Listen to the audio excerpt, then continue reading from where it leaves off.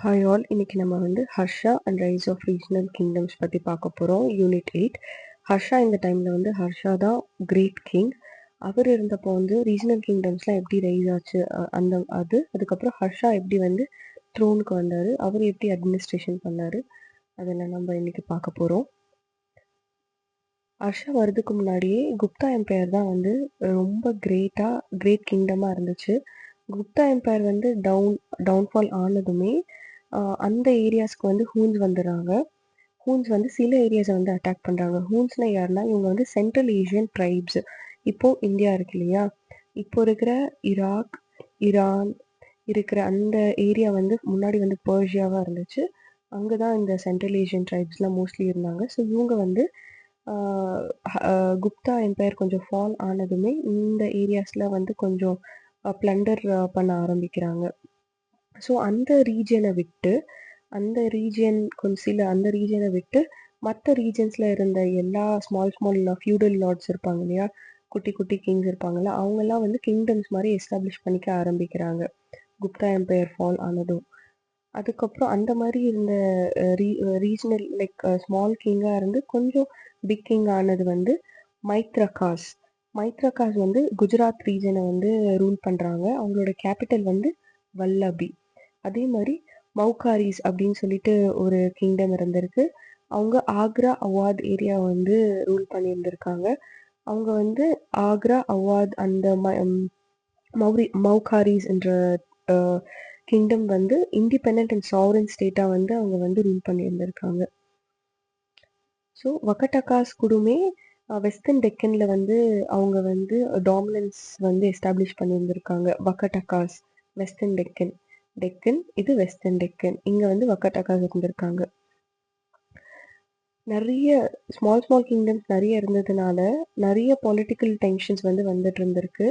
So அந்த டைமில் Yamuna river, Sutlej ரிவருக்கு middle Thaneshwar அப்படின்னு சொல்லிட்டு ஒரு இடம் இருந்திருக்கு. அந்த தானேஸ்வர் வந்து ஒரு இண்டிபெண்டன்ட் ஸ்டேட்டாக இருந்திருக்கு. அது வந்து யார் பார்த்துட்டு இருந்தாங்கன்னா புஷ்ய பூட்டீஸ். இந்த புஷ்ய பூட்டீஸ்ன்ற ஃபேமிலி தான் நெக்ஸ்ட் வந்து வர்தனா டைனஸ்டி ஃபார்ம் பண்ணுறாங்க. அந்த வர்தனா டைனஸ்டி வந்து ஹர்ஷா வந்ததுக்கு பிறகு, ஹர்ஷவர்தனா இவர் வந்துட்ட பிறகு அதுவுமே வந்து குப்தா எம்பையர் மாதிரி ஒரு பெரிய எம்பையர் பில்ட் பண்ணுறாரு ஹர்ஷா. ஆஃப்டர் குப்தாஸ் வந்து கிரேட் கிங்ஸாக இருந்தாங்க இல்லையா ஹர்ஷாக்கு முன்னாடி, அந்த அளவுக்கு ஒரு வேஸ்டான ஒரு கிங்டமாக குப்தாஸ் கழிச்சு பண்ணது ஹர்ஷா தான் அப்படின்னு சொல்கிறாங்க. அவரோட ரூலிங் பீரியட் வந்து 606 647 வரைக்கும். ஸோ ஹர்ஷாவோட கிங்டம்ஸ், அட்மினிஸ்ட்ரேஷன், அதை பற்றிலாம் வந்து பீப்புள் எப்படிலாம் வாழ்ந்தாங்க ஹர்ஷா பீரியடில் அப்படின்னு நமக்கு எப்படி தெரிய வருதுன்னா, லிட்ரரி சோர்சஸ், அதுக்கப்புறம் epigraphical sources. So literary sources பார்த்தீங்கன்னா, Bana's Harshacharita, first biography of a king, ப்ராப்பராக ஒரு பயோகிராஃபி ஆஃப் அ கிங் வந்து பானாஸ் ஹர்ஷச்சரிதா தான். அதுக்கப்புறம் சைனீஸ் பில்கிரீம் ஒருத்தர் வந்து ஹர்ஷாவோட கோர்ட்டுக்கு அடிக்கடி வந்து விசிட் பண்ண வருவார். அவர் தான் சியூகி புக் எழுதியிருப்பார். அவர் வந்து ஹியான் திசாங், அவர் எழுதின புக் தான் சியூகி. ஸோ ஹியான் திசாங்கோட சியூகி புக்காலேயும் நமக்கு வந்து ஹர்ஷாவோட கிங்டம் பற்றி, அங்கே வாழ்ந்த பீப்புள் பற்றி, அட்மினிஸ்ட்ரேஷன்ஸ் பற்றிலாம் நமக்கு நிறைய தெரிய வருது. அதுக்கப்புறம் எபிகிராஃபிக்கல் சோர்சஸ்னால வந்து நமக்கு நிறைய ஹர்ஷா பீரியட் பற்றி தெரிய வரும். Madhuban copper plate inscription, Sonpat inscription on copper seal, Banskhera copper plate inscription, Nalanda inscription on clay seals, Aihole inscription. So Madhuban வந்து யூபியில் இருக்குது, சோன்பேட் வந்து யூபியில் இருக்குது, பன்ஸ்கெரா வந்து பீகார், நலந்தா வந்து Bihar, Banskhera is UP, Nalanda is Bihar and Aihole வந்து கர்நாடகா. புஷ்யபூட்டி தான் ஃபவுண்டர் ஆஃப் வர்தனா டைனஸ்டி. இவர் வந்து தானேஸ்வரை வந்து ரூல் பண்ணிட்டு இருந்தாரு. ஓகேங்களா, சட்லஜ் ரிவர் அண்ட் யமுனா ரிவருக்கு நடுவில் இருக்கிற அந்த தோப் ரீஜன் தான் தானேஸ்வர். அந்த ரீஜனை ரூல் பண்ணிட்டு இருந்தவர் தான் புஷ்யபூட்டி. இவர் ரூலர் ஆகுறதுக்கு முன்னாடி மிலிட்டரி ஜெனரலாக இருந்திருக்காரு குப்தாஸ் எம்பையர் கீழே. குப்தாஸ் விழுந்ததும் இவர் வந்து வர்தனா டைனஸ்டியை ஃபைண்ட் பண்ணி எஸ்டாப்ளிஷ் பண்ணி ரூல் பண்ண ஆரம்பிச்சிருக்காரு. புஷ்யபூட்டிக்கு அப்புறம் வந்த கிங் வந்து பிரபாகர வர்தனா வந்து 580 to 605 கிரைஸ்ட் எரா வரைக்கும் இவர் வந்து ரூல் பண்றாரு. புஷ்யபூட்டி ஃபேமிலி வந்து ரொம்ப ஸ்ட்ராங்கா இருந்திருக்கு. ஸோ பிரபாகர வர்தனா வந்து நெக்ஸ்ட் வந்து கிங் ஆயிடுறாரு.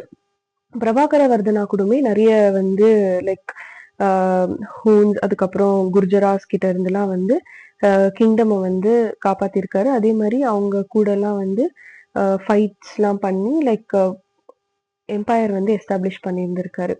மால்வா, குஜராத் அந்த ஏரியா வரைக்குமே இவர் வந்து அவரோட கிங்டம் வந்து எஸ்டாப்ளிஷ் பண்ணியிருந்திருக்காரு.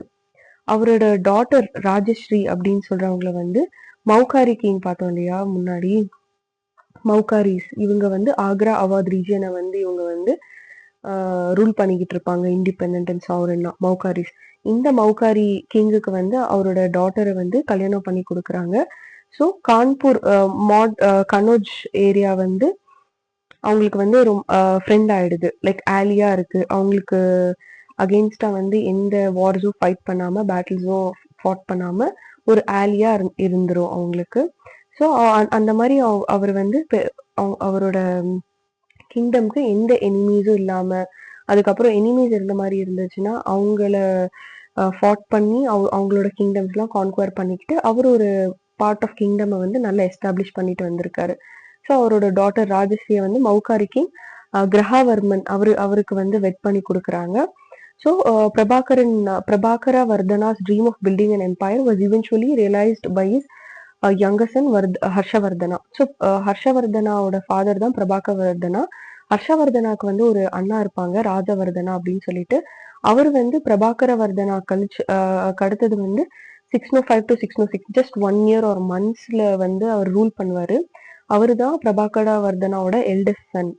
ஆனா பாத்தீங்கன்னா அவங்க ஃபாதர் இறந்ததுமே ராஜவர்தனா வந்து கிங் ஆவாங்க. ஆனா சசாங்கா ரூலர் சசாங்கா அவர் வந்து கவுடா ரூலர் ஆஃப் பெங்கால், கவுடான்னு சொல்லிட்டு ஒரு கிங்டம் இருந்திருக்கு. அந்த கிங்டமோட ரூலர் வந்து சசாங்கா.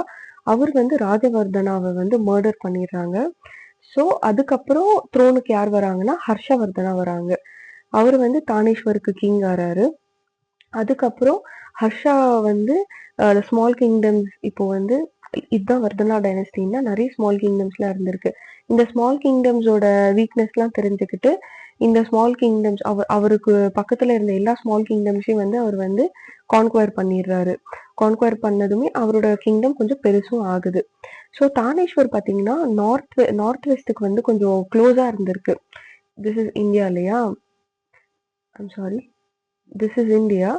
தானேஸ்வர் வந்து இந்த நார்த் வெஸ்ட்டுக்கு வந்து ரொம்ப க்ளோஸா இருந்ததுனால இந்த ஹூன்ஸ்லாம் வந்து ஈஸியா வந்து அட்டாக் பண்ணிட்டு இருந்தாங்க. அதனால அவர் தானேஸ்வர்ல இருந்து கனோஜுக்கு வந்து அவரோட கேபிட்டல் மாத்துறாங்க.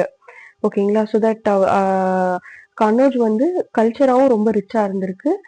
வெஸ்டர்ன் கேங்கஸ் பிளேன்ல வந்து கனோஜ் வந்து ரொம்ப அக்ரிகல்ச்சர் ரிச், கல்ச்சர் ரிச் அந்த மாதிரி இருந்ததுனால தானேஸ்வர்ல இருந்து கேபிட்டல் வந்து கனோஜுக்கு வந்து ஹர்ஷா வந்து ஷிஃப்ட் பண்றாரு. எப்படி வந்து ஹர்ஷா வந்து கிங் ஆஃப் கனோஜ் ஆனாருன்னு பார்க்கலாம். ஃபர்ஸ்ட் வந்து மினிஸ்டர் பொன்னி அப்படின்னு சொல்லிட்டு ஒருத்தர் இருப்பாரு. அவர் தான் ஹர்ஷா வந்து நெக்ஸ்ட் த்ரோன் எடுக்க சொல்லுவாங்க, அவரோட பிரதர் இறந்ததும். ஆனா ஹர்ஷா வந்து அக்செப்ட் பண்ணிக்க மாட்டாரு. அது எப்போ அக்செப்ட் பண்ணிப்பாருன்னா போதிசத்வா அவலோகிதேஸ்வரா அவர் அட்வைஸ் பண்ணுவாரு, நீங்க வந்து த்ரோன் எடுத்துக்கணும் அப்படின்னு சொல்லிட்டு. ஸோ ராஜ்புத்ரா சீலாதித்யான்ற டைட்டில்ஸோட ஹர்ஷா வந்து த்ரோன் அக்செப்ட் பண்ணிப்பாங்க. அந்த மாதிரி தானேஸ்வர் அண்ட் கனோஜ் வந்து யுனைடெட் ஆகும். ஹர்ஷாவோட சிஸ்டரை வந்து கனோஜ் கிங்குக்கு வந்து கல்யாணம் பண்ணி கொடுப்பாங்க இல்லையா, அப்போவே வந்து கனோஜும் தானேஸ்வர் யுனைடெட் ஆயிடுச்சு. ஆனாலும் ப்ராப்பரா யுனைடெட் ஆனது வந்து ஹர்ஷாவோட ரூலுக்கு அப்புறம். பிகாஸ் தானேஸ்வர்ல இருந்து கனோஜுக்கு வந்து இவங்க வந்து கேபிட்டல் ஷிஃப்ட் பண்ணுவாரு ஹர்ஷா. அதனால வந்து ஹர்ஷா வந்து கிங் ஆஃப் கனோஜும் ஆயிடுவாரு. ஹர்ஷாஸ் மிலிட்ரி கான்குவெஸ்ட் 606 வந்து அவர் வந்து த்ரோனுக்கு வராரு, ஹர்ஷா கிங் ஆகுறாரு. அவர் கிங் ஆனதுமே அவரோட ஃபர்ஸ்ட் அட்டென்ஷன் வந்து அவரோட சிஸ்டர் ராஜஸ்ரீ அவங்கள காப்பாற்றணுன்றது தான் அவரோட ஃபர்ஸ்ட் அட்டென்ஷனாக இருந்துச்சு. ராஜஸ்ரீ வந்து விந்தியா மவுண்டன்ஸ்க்கு வந்து எஸ்கேப் ஆயிட்டாங்க because of Devagupta of Malwa. Devagupta of Malwa வந்து அவங்கள அட்டாக் பண்ணிக்கணும், அவங்கள கேப்சர் பண்ணிக்கணும்னு இருப்பாரு. அதனால அவங்க வந்து விந்தியா மவுண்டன்ஸ்க்கு வந்து எஸ்கேப் ஆயிடுவாங்க. ஹர்ஷா வந்து விந்தியா மவுண்டன்ஸ்க்கு போயிட்டு அந்த ரேஞ்சஸ்க்கு போயிட்டு அவங்களோட சிஸ்டரை வந்து காப்பாற்றுவாங்க. அவங்க சிஸ்டர் வந்து அந்த தேவகுப்தான்றவரை வந்து கொன்னுட்டு அவங்களையே அவங்க பேர்ன் பண்ணிக்கணும்னு வந்து இருப்பாங்க. பார்த்தா ஹர்ஷா போயிட்டு ராஜஸ்ரீயை வந்து காப்பாத்திடுவாங்க. ஹர்ஷா வந்து அவங்களோட சிஸ்டரை வந்து லைக் கூப்பிட்டுட்டு கன்னுச்சுக்கு வந்துடுறாங்க. அதுக்கப்புறம் ராஜஸ்ரீ வந்து புத்திசமுக்கு மாறுறாங்க. ஈவன் ராஜஸ்ரீ வாஸ் ரீசன் அப்படின்னு சொல்றாங்க. ஹர்ஷா வந்து புத்திசமுக்கு கன்வெர்ட் ஆனதுக்கு வந்து முக்கிய காரணம் வந்து ராஜஸ்ரீ அப்படின்னு சொல்லப்படுது. ஸோ அக்கார்டிங் டு பானா, ஹர்ஷா வந்து in an effort to build an empire sent an ultimatum to the following kings. பானா என்ன சொல்றாருன்னா, ஹர்ஷா வந்து ஒரு ப்ராப்பரான எம்பையர் பில்ட் பண்ணணும்னு சொல்லிட்டு ஒரு டிமாண்ட் எல்லாருக்கும், அவரோட நெய்பரிங் கிங்டம் எல்லாத்துக்கும் வந்து ஒரு அல்டிமேட்டம் வந்து சென்ட் பண்றாங்க. இது ஒரு டிமாண்ட், நீங்க ஃபாலோ பண்றீங்கன்னா பண்ணுங்க, இல்லைன்னா நான் வந்து உங்களுக்கு அகேன்ஸ்டா வந்து நான் வாருக்கு வருவேன் அப்படின்னு சொல்லிட்டு. யாருக்கெல்லாம் அனுப்பிச்சிருக்காருன்னா, Shashanka the Gauda ruler of Bengal, Maitrakas of Valabhi and Gurjaras of Broach region. This is Gujarat, ஓகேங்களா? ஸோ இதுதான் இந்த Broach region. Chalukya kings Pulakeshi two in Deccan, rulers of Sindh, Nepal, Kashmir, Magadha, Andhra and Kongoda. இவங்களுக்கு எல்லாத்துக்குமே வந்து அவர் ஒரு அல்டிமேட்டம் வந்து சென்ட் பண்றாரு. ஸோ மால்வா, ஒடிஷா, பஞ்சாப், காஷ்மீர், நேபாள், சிந்த் எல்லாமே அவரோட கிங்டம் கீழே தான் இருந்திருக்கு. ஆனால் அவரோட காம்பேக்ட் டெரிட்டரி, அவர் பார்த்துக்கிட்ட டெரிட்டரி வந்து கங்கா யமுனா ரிவர்ஸ்க்கு லைக் நடுவில் இருந்த ரீஜனை தான் அவர் வந்து பார்த்துக்கிட்டு இருந்திருக்காரு. லைக் கனோஜ் அங்கே தானே இருக்குது. ஸோ அங்கே தான் இவர் வந்து மோஸ்ட் ஆஃப் ஹிஸ் அட்டென்ஷன் வந்து அங்கே தான் இருந்திருக்கு அப்படின்னு சொல்கிறாங்க. The kingdom of Harsha disintegrated rapidly into small states after his death. Harsha இறந்ததுமே அவரோட கிங்டம் வந்து இன்னுமே லைக் ரொம்ப ஸ்மால் கிங்டம்ஸாக வந்து ஆயிடுச்சு அப்படின்னு சொல்கிறாங்க. ஹர்ஷாவோட ரிலேஷன்ஷிப் வித் சைனா பார்க்கலாம். ஸோ ஹர்ஷா இருக்கிறப்போ அவரோட கண்டெம்ப்ரரி லைக் ஹர்ஷா வந்து இந்தியாவில் ரூல் பண்ணிட்டு இருந்தால், சைனாவில் பார்த்தீங்கன்னா ஆங் எம்பரர் அப்படின்னு சொல்லிட்டு தாய் தீசங் அப்படின்றவர் வந்து ரூல் பண்ணிக்கிட்டு இருந்திருக்காரு. அவர் வந்து ஒரு எம்பசியை வந்து ஹர்ஷாவோட கோர்ட்டுக்கு வந்து 643லையும் அதுக்கப்புறம் 647 கிரைஸ்டேராவில் வந்து அனுப்புகிறாங்க. செகண்ட் டைம் வர்றப்போ பார்த்தீங்கன்னா சைனீஸ் அம்பாசிடருக்கு தெரிய வருது ஹர்ஷா அப்போது இருந்துட்டாரு அப்படின்னு சொல்லிட்டு. அது வந்து தெரிஞ்சுக்கிட்டு யார் இப்போ வந்து ரூல் பண்ணிக்கிட்டு இருக்காங்கன்னு போயிட்டு அந்த எம்பசி அனுப்பிச்சிருக்காங்க இல்லையா, அவர் வந்து போய் பார்ப்பாரு. பார்த்தா ஒரு அன்டிசர்விங் கிங் வந்து அங்கே வந்து ரூல் பண்ணிக்கிட்டு இருப்பாங்க. அதை தெரிஞ்சுக்கிட்ட அந்த சைனீஸ் அம்பாசிடர் வந்து திரும்பவும் like rush to Nepal and Assam to raise a force to dislodge the அப்போ அவர் இந்த சைனீஸ் அம்பாசிடர் என்ன பண்ணுவார்னா, நேபாள் அசாமுக்கு வந்து சீக்கிரமாக போயிட்டு இப்போது ரூல் பண்ணிகிட்ருக்க கிங்கை வந்து லைக் கேப்சர் பண்ணி சைனாக்கு வந்து ப்ரிசனராக கொண்டுட்டு போயிடுவாங்க. லைக் அவர் ரொம்ப அன்டிசர்விங்காக இருக்கார், he doesn't deserve the throne அப்படின்னு சொல்லிட்டு.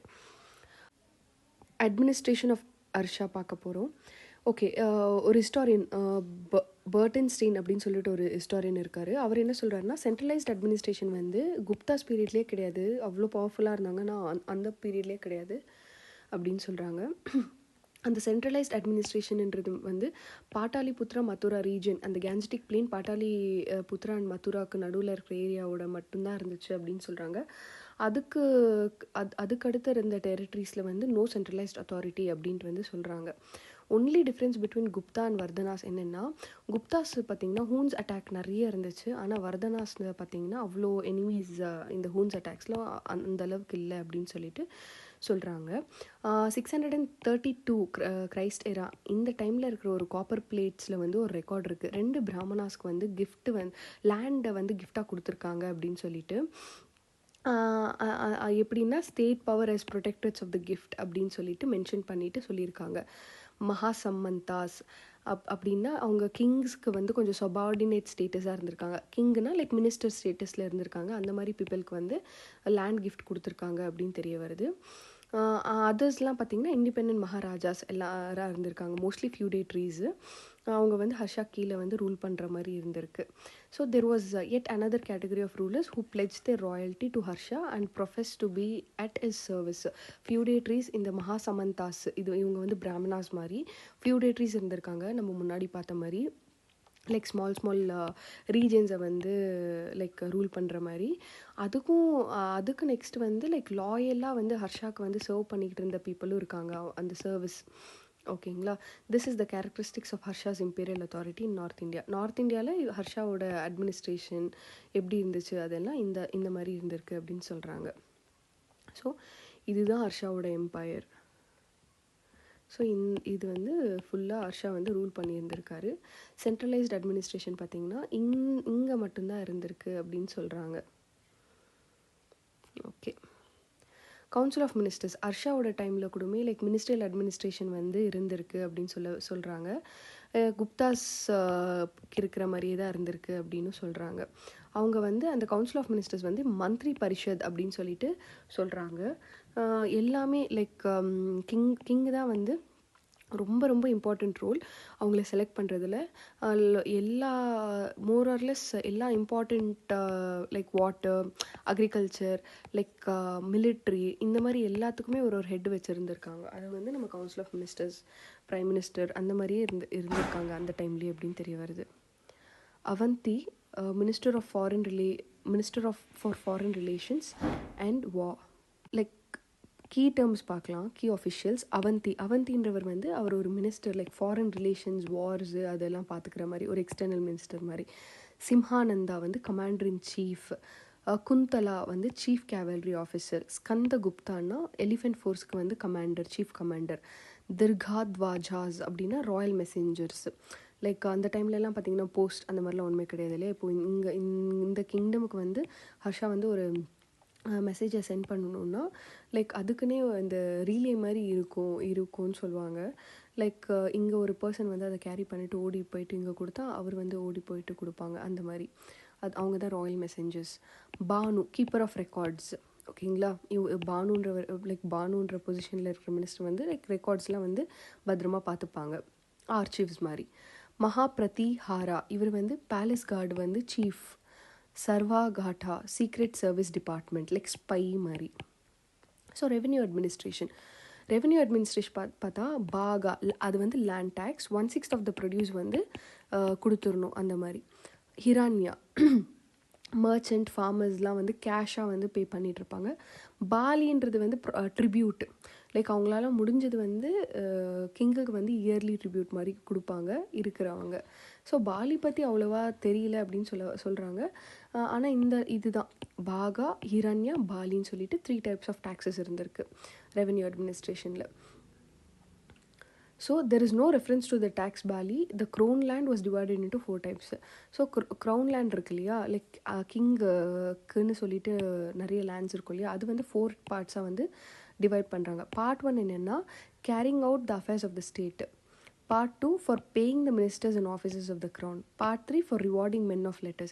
Part 4 for charity to religious institutions. So like affairs of the state, day to day business of the state இருக்கும் இல்லையா, அதெல்லாம் பார்த்துக்கிறதுக்கு ஒரு பார்ட் 1. சில லேண்ட் வந்து அந்த லேண்ட்லேருந்து வர்ற ரெவென்யூலாம் வந்து ஸ்டேட்காண்டி செலவழிப்பாங்க. பார்ட் 2 வந்து மினிஸ்டர்ஸ், ஆஃபீஸர்ஸ் ஆஃப் த க்ரௌனுக்குலாம் வந்து மந்த்லி சேலரிஸ், அலவன்சஸ் கொடுக்குற மாதிரி இருக்கும் இல்லையா, அந்த மாதிரி. பார்ட் 3 வந்து rewarding men of letters. I don't know properly but rewarding something. Part 4 வந்து சேரிட்டி, ரிலீஜியஸ் இன்ஸ்டிடியூஷன்ஸ். நிறைய டெம்பிள்ஸ்லாம் இருக்கும், நிறைய சேரிட்டிஸ் இருக்கும். அந்த டைம்லேயும் வந்து புவர் பீப்புள், ரிச் பீப்புள் எல்லாருமே இருப்பாங்க. ஸோ சேரிட்டின்னா லைக் இல்லாதவங்களுக்கு வந்து கொடுக்குறது. அட்மினிஸ்ட்ரேஷன் ஆஃப் ஜஸ்டிஸ் வந்து அவங்க வந்து அட்மினிஸ்ட்ரேட் பண்ணியிருக்காங்க. கிரிமினல் லா வந்து குப்தா ஏஜ்லேயே வந்து கிரிமினல் லா இருந்திருக்கு. ஆனால் குப்தா ஏஜை விட மோஸ்ட் சிவியராக இருந்திருக்கு ஹர்ஷா பீரியடில். ஸோ மிமான்சகாஸ் அப்படின்னு சொல்லிட்டு ஒருத்தவங்களை வந்து அப்பாயிண்ட் பண்ணுவாங்க. அவங்க வந்து ஜஸ்டிஸை பார்த்துப்பாங்க. இவங்க சொல்கிறது வந்து லைக் பேனிஷ் பண்ணுவாங்க, இந்த வில்லேஜ்லேருந்து நீ வந்து தூரமாக போயிடணும்னு சொல்லிட்டு. லிம்ஸ் லைக் கையெல்லாம் வந்து கட் பண்ணுவாங்க, அதெல்லாம் ஒரு severe punishment. Trial by ordeal was in practice. Like trial by ஆர்டியல்னால் இப்போ வந்து லைக் அவர் வந்து உண்மை சொன்னார்னா அவர் வந்து ஓகே, அவர் பொய் சொன்னார்னா அவர் வந்து லைக் ஏதாச்சும் ஆகிடும் அந்த மாதிரி. அதுதான் trial by ordeal. Life imprisonment கூட இருந்திருக்கு. Was the punishment for the violations of the laws and for plotting against king. Life imprisonment வந்து லைக் கிங்குக்கு அகெயின்ஸ்டாக போகிறது, லைக் லாஸ்க்கெலாம் வந்து வயலேட் பண்ணுறது, அவங்களுக்கு வந்து லைஃப் இம்ப்ரிசன்மெண்ட் கூட இருந்திருக்கு. ஸோ ஹியான் திசாங்ன்றவர் ஒரு சைனீஸ் பில்கிரிம். அவர் வந்து 13 இயர்ஸ் வந்து இருந்திருக்காரு ஹர்ஷாவோட பேலஸில். லைக் இந்தியாவில் வந்து 13 இயர்ஸ் இருந்திருக்காரு. ஹர்ஷாவோட பேலஸ்க்கு கூட போயிட்டு நிறைய ஹர்ஷா கிங்டம் பற்றிலாம் வந்து நமக்கு நிறைய தெரியறதுக்கு வந்து இவரும் ஒரு காரணம் தான். இவர் என்ன பண்ணியிருக்காருன்னா நிறைய சாக்ரிட் டெக்ஸ்ட்ஸு, ரிலிக்ஸு எல்லாமே வந்து கலெக்ட் பண்ணிவிட்டு சைனாக்கு கொண்டுட்டு போயிருக்காரு.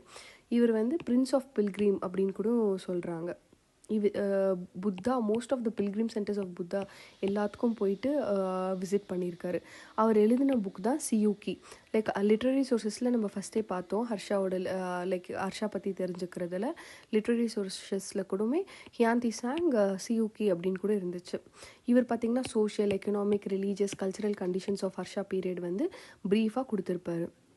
ஸோ ஹியான் திசாங் என்ன சொல்கிறாருன்னா, ஒரு பர்ஃபெக்ட் லா அண்ட் ஆர்டர் வந்து த்ரூ அவுட் த எம்பையர் வந்து லைக் ஃபாலோ பண்ணிட்டு இருந்தாங்க.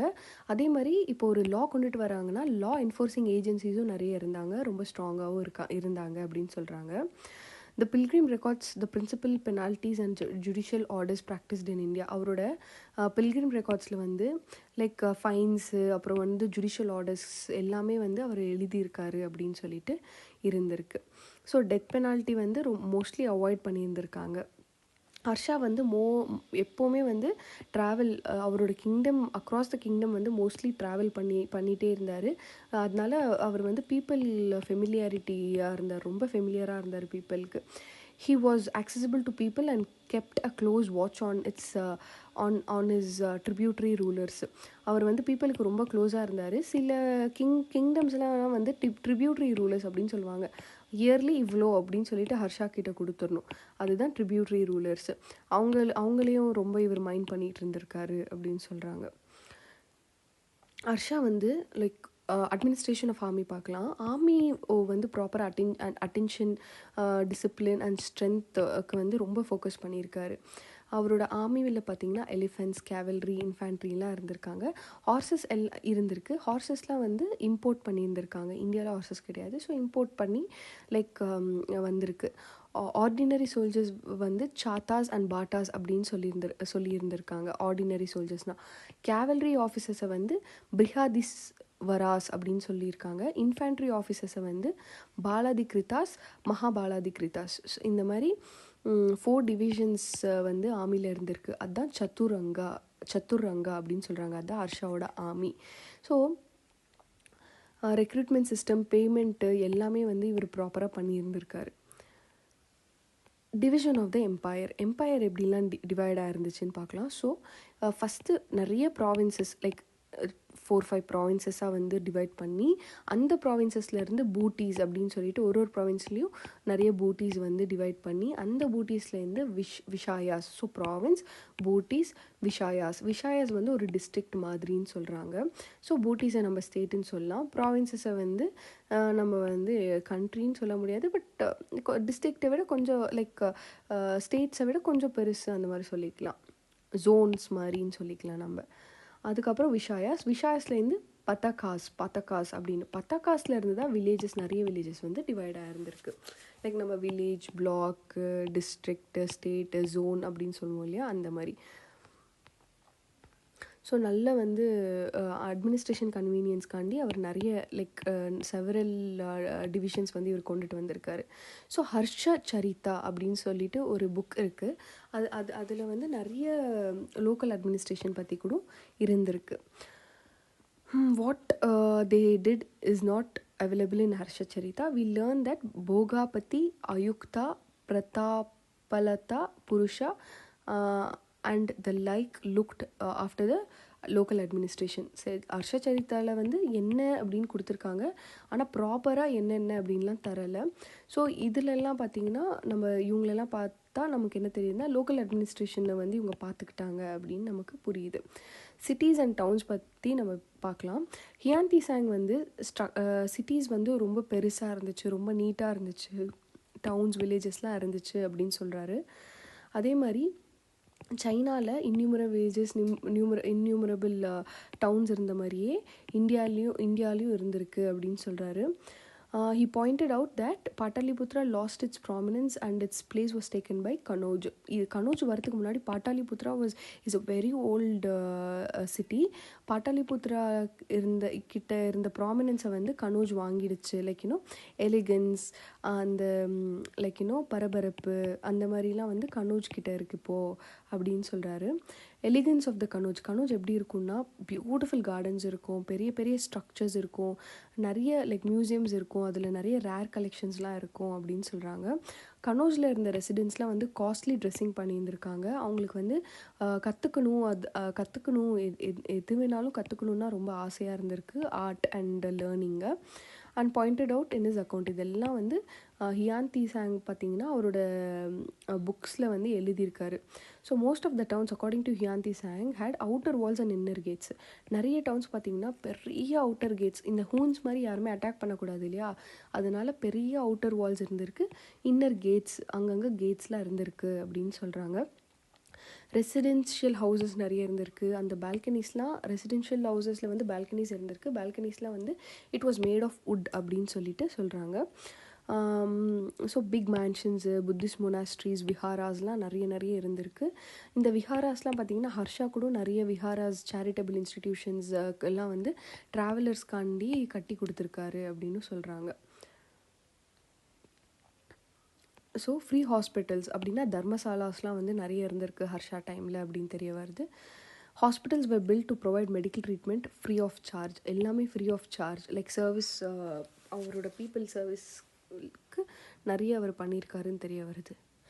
ரிலீஜியஸ் பாலிசி, ஹர்ஷா வந்து worshipper of Shiva up to 631 வரைக்குமே அவர் வந்து சிவாவை தான் வர்ஷிப் பண்ணியிருந்திருக்காரு. அதுக்கப்புறம் புத்திசம்க்கு கன்வெர்ட் ஆயிருக்காரு பிகாஸ் ஆஃப் ராஜஸ்ரீ அவரோட சிஸ்டர் வந்து அவரை இன்ஃப்ளூயன்ஸ் பண்ணிடுவாங்க.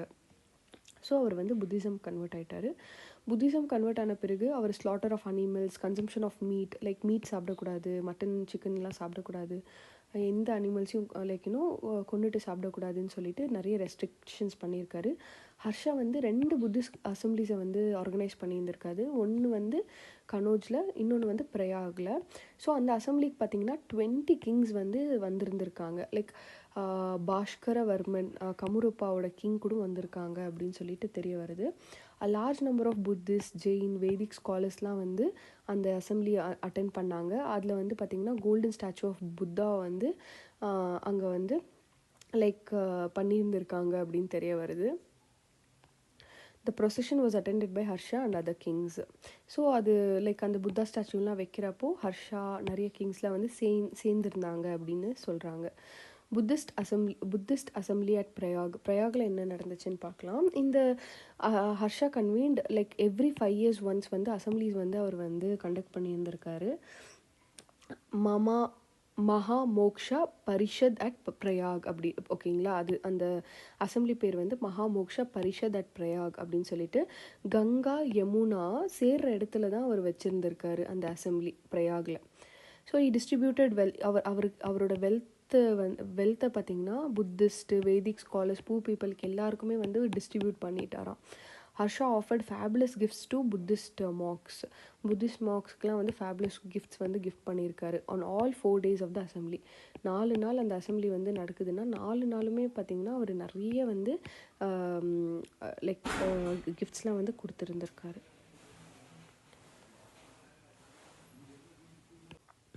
ஹியான் தீசாங் பார்த்திங்கன்னா பிரின்ஸ் ஆஃப் பில்கிரிஜ் அப்படின்னு சொல்லப்படுறது. இவர் வந்து சைனாவிலேருந்து வந்தாங்க ஹர்ஷாவோட பீரியடில். இவர் வந்து சைனாவில் பிறக்கிறாரு 612 கிரைஸ்ட் எரா. இவர் வந்து 20 yearsல வந்து புத்திஸ்ட் மார்க் ஆறாரு.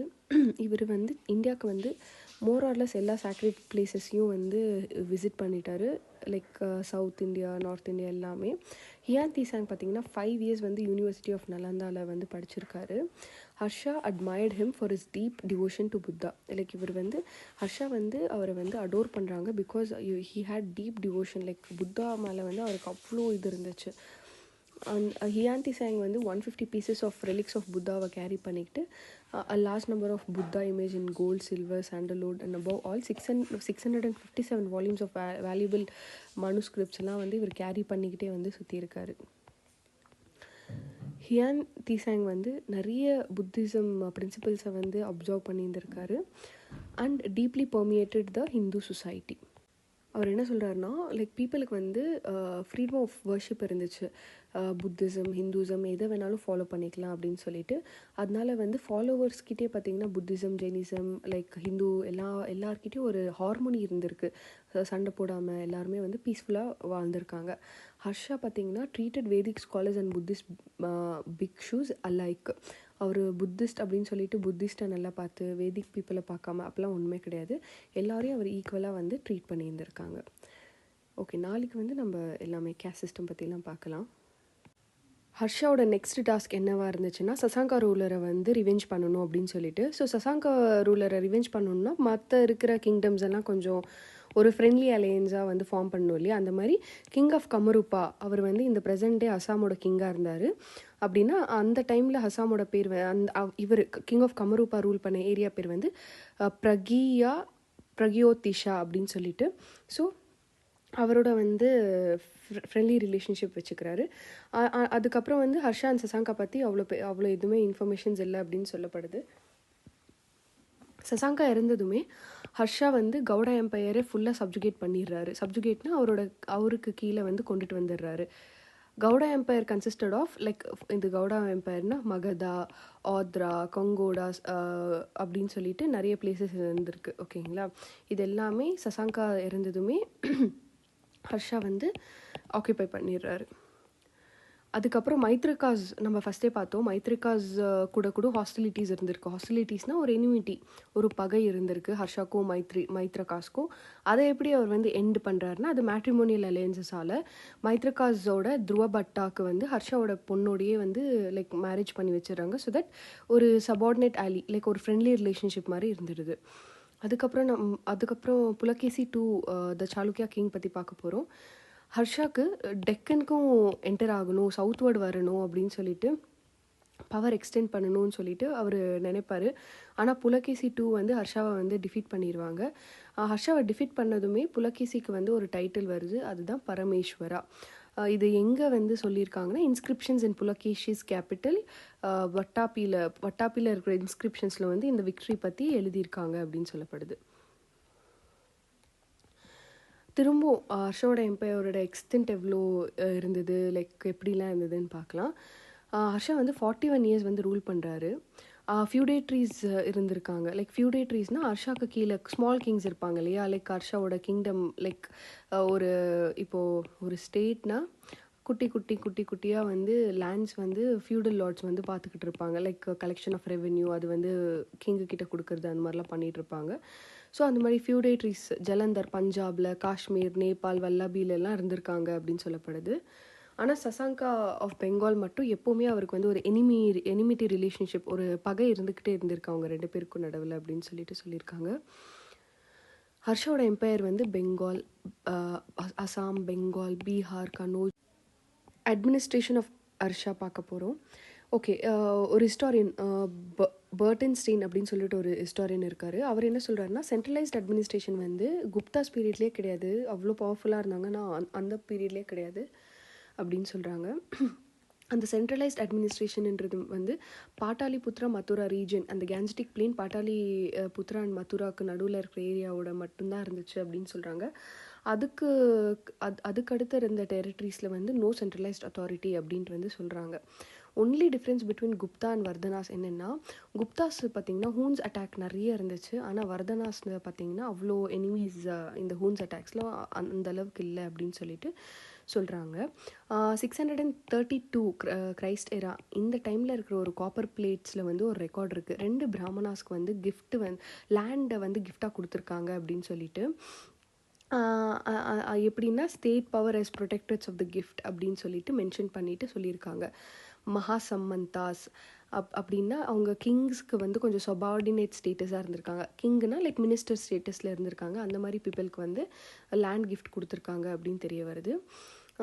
அதர்ஸ்லாம் பார்த்திங்கன்னா இண்டிபெண்ட் மகாராஜாஸ் எல்லாராக இருந்திருக்காங்க. மோஸ்ட்லி ஃபியூடேட்ரிஸு அவங்க வந்து ஹர்ஷா கீழே வந்து ரூல் பண்ணுற மாதிரி இருந்திருக்கு.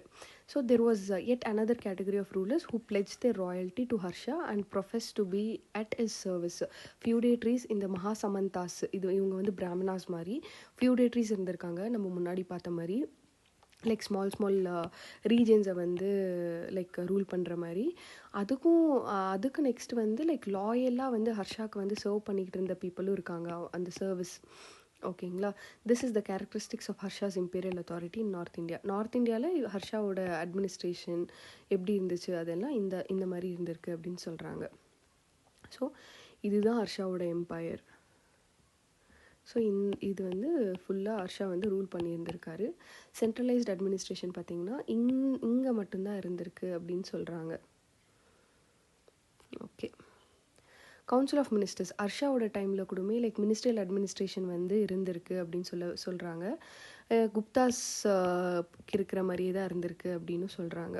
அவங்க வந்து அந்த கவுன்சில் ஆஃப் மினிஸ்டர்ஸ் வந்து மந்திரி பரிஷத் அப்படின்னு சொல்லிட்டு சொல்கிறாங்க. எல்லாமே லைக் கிங் தான் வந்து ரொம்ப ரொம்ப இம்பார்ட்டண்ட் ரோல் அவங்கள செலக்ட் பண்ணுறதுல.